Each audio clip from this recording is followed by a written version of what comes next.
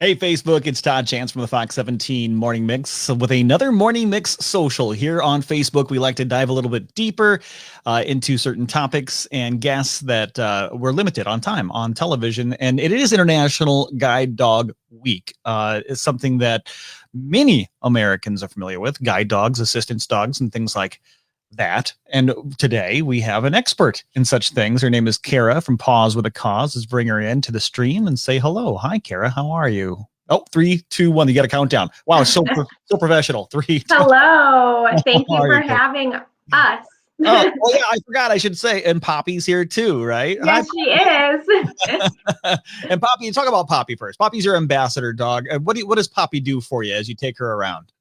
Yeah, as you said, Poppy is my almost 2-year-old ambassador dog, and she is a Papillon, and she has been trained in a number of different hearing tasks. So she can alert me to someone knocking at the door, an ambulance, my phone ringing, and she even knows some ASL sign language as well.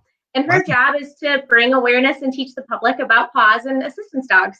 Well, let's talk a little bit about that. We should probably clarify right off the top. You know, I mentioned that it's International Guide Dog Week, and guide dogs aren't something that you really do. What's the difference between a guide dog and an assistance dog?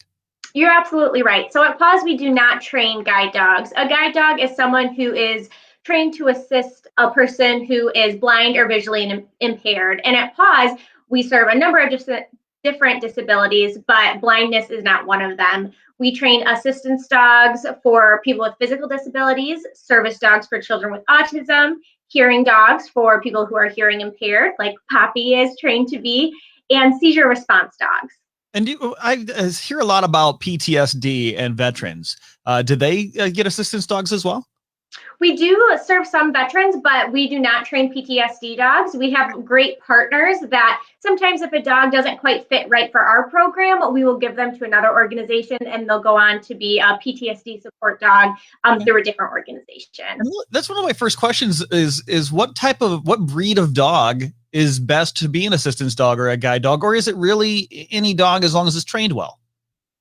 Absolutely. At Paws, we do use 4 certain types of breeds. We use Labrador Retrievers, Golden Retrievers, Papillons like Poppy, and then the standard poodles. We choose these dogs because retrievers, it's in their name. They love to retrieve. They're people pleasing. So we really build on their natural temperament. Poodles we use as a hypoallergenic option, and then Papillons as a toy breed that are only used as hearing dogs because 6-pound Poppy is not big enough to pull a wheelchair or open a door. I feel you. No, definitely not, but so cute. But so cute, Poppy. So cute. How do you go about training an assistance dog? Is it something, can you teach an old dog new tricks, or do they have to start at puppy age? We start very young. Our training starts around 8 weeks old. They are actually born in homes with volunteers, and they'll start training even before that. For example, before they'll pick a puppy up, they make sure all 4 paws are on the ground. But once they get to 8 weeks, they get turned into paws, and then they get assigned to a volunteer foster puppy raiser, which we're always looking for volunteers to open their hearts and their homes to a paws dog. And they're with their raisers for about 12 to 14 months, learning basic obedience and socialization, things like sit, down, stay, stuff you would teach your normal pet dog. And then after that, they get turned into paws around, like I said, 12 to 14 months.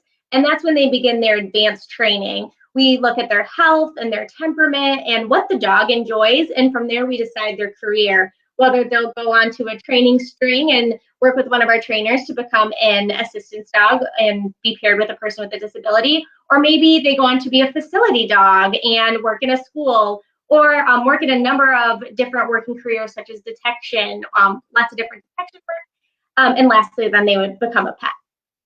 Well, that's awesome. I love that. If you're just joining us, I see a few people have joined the stream now. We're talking with Kara from Paws With A Cause, talking about assistance dogs, who they are, what breeds, how do you get one, how do you make one, how does one become an assistance dog, and so we were just talking about volunteering. You just mentioned that and fostering, and so let's talk about that. How does someone?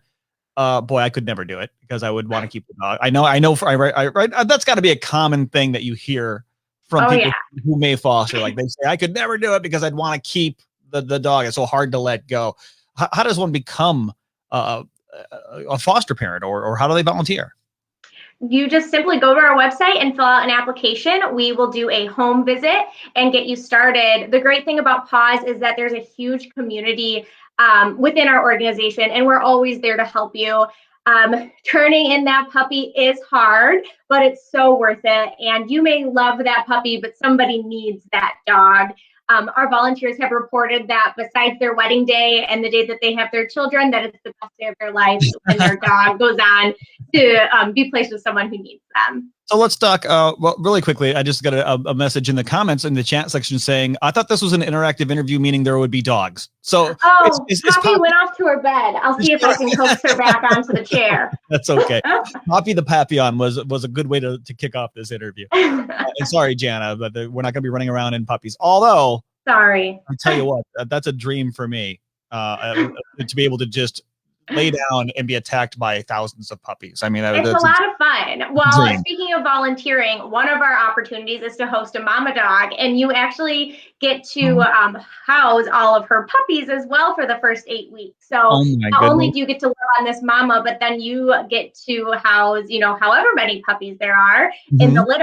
So being trampled by puppies, that is we could make that happen. Get trampled by puppies. Sounds like a good name for a band. Trampled by puppies, right? So that and I remember that as soon as you said that, I remember it was cats, but I remember witnessing a birth of a litter of cats, and to be there when they're born as a child is it's one of those memories that never goes away. So you're saying some fosters can actually take the mama in when she's pregnant and actually be there for the birth and when the puppies are newborns. Absolutely. It is such a, like you said, life-changing experience. Yes. So there are two different volunteer opportunities. You can house a foster puppy and raise them for the first about 8 weeks to 12 to 14 months, or you can house a mama or papa dog. And one thing that people love about that is you do not have to give them back. If you house a mama or papa dog, they are your keeper dog. Once they're finished with our program, you do have the opportunity to adopt them if you would like.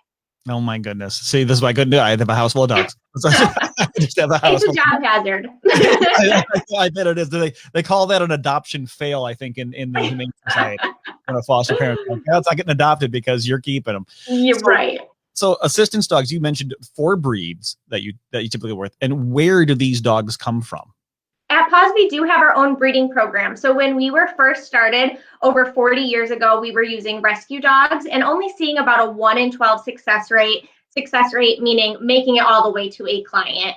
Now that we have our own breeding program, we're seeing about a 1 in 2 to 1 in 3 success rate. And that's because we can look at, we look a minimum of 5 generations back. So we're really able to ensure that we are getting dogs that are going to be both happy and healthy in this working career. One of the tasks that our dogs can be trained to do is a brace. And that's where they stand in front of their client after their client has fallen. And the client will place their hands on the dog's shoulders and hips and lightly press to get them up to a standing position. And we need a dog that's going to be stable enough to do that task and to be comfortable doing that task. Our breeding department has also been able to change the coat of the typical golden retriever. So typically golden retrievers have really fluffy fur that can mat very easily, but a lot of the clients we serve have poor dexterity in their hands. So they're not able to do proper grooming. And we've been able to alter the coat enough where we're not seeing matting and our clients are able to take better care of their dogs. We've also been able to significantly decrease the occurrence of hip and elbow dysplasia in our Goldens and our Labs, which is anyone out there who knows Goldens and Labs well, it can be a common health problem in those breeds. Absolutely. All right. So we know what types of dogs become assistant dogs, where you get them, how we can volunteer, and how we can foster. Now, let's talk about who is using these dogs. I know you mentioned at the very beginning of this interview. How does someone get an assistance dog? Do they apply for it? They come in and just pick one out? I mean, how does it work? And who qualifies for an assistance dog? How do you know? It is quite the process. At Paws, we have an open enrollment period, and that actually closes this Friday. So if you're interested in applying for an assistance dog from Paws this year, head to our website, pawswithacause.org, and you will fill out an online application.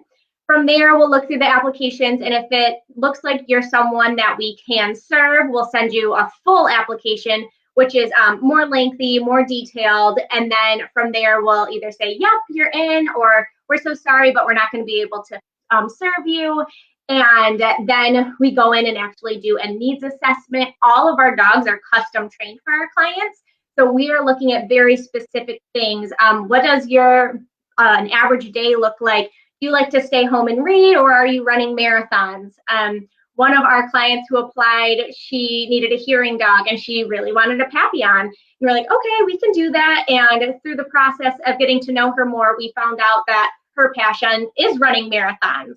Well, for anyone who saw Poppy at the beginning, she is about 7 pounds and this big. She's not keeping up running marathons with you. So we were like, okay, that's not going to work. And we placed her with a different type of breed. But so yes, all of the process is very customized to what the client needs. All of our qualifications can be found on our website, as they're different depending on what type of dog you need. And our wait list is about 12 to 24 months, depending on how, like what you need from the dog.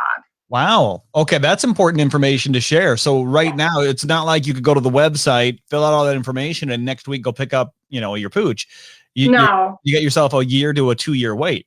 Yep. And that is because all of our dogs are custom trained. So it's not like we have like, oh, we got 5 service dogs in the back ready to go. Take your pick. They're going to be very specific for that client's needs and wants. As it should be, Kara. Thank you so much for the information. Now that you've shared it all, let's get people who may have missed this interview and are just now tuning in, the information, and for those who are still watching, the information to get to Paws With A Cause right here in West Michigan. Yes, you can connect with us on Facebook or Instagram at Paws With A Cause, LinkedIn, but there is so much information on our website, www.pawswithacause.org. We are a local nonprofit. We are located in Wayland, just 20 minutes south of Grand Rapids, but we do serve most of the country. So we have a wide clientele, and we are excited to be here and continue to serve our community.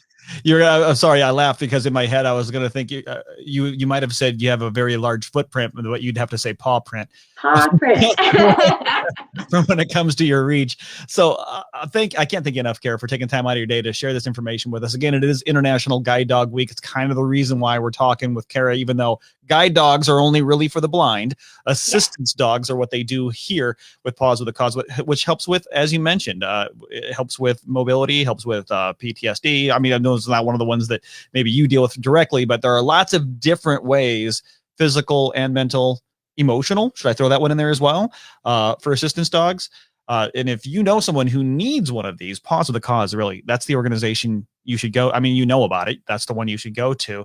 And hopefully this information that Kara just shared will give you the information that you need to make that decision. So I love the fact that they're kind of custom built for you. I mean, and they're not built, but you know what I'm saying? It's like when you want that custom car, with your special details, that's just for you.